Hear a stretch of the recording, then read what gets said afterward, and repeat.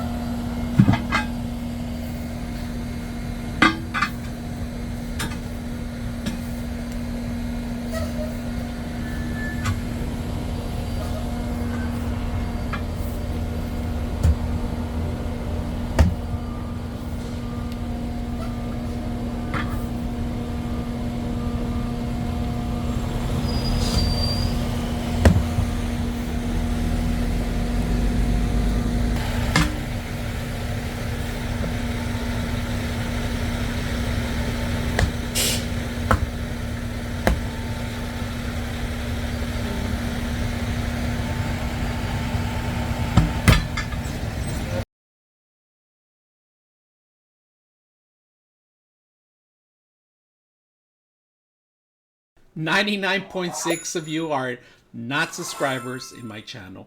I hope that the content helps you out and that you find it very useful, and I hope you hit the like and subscribe.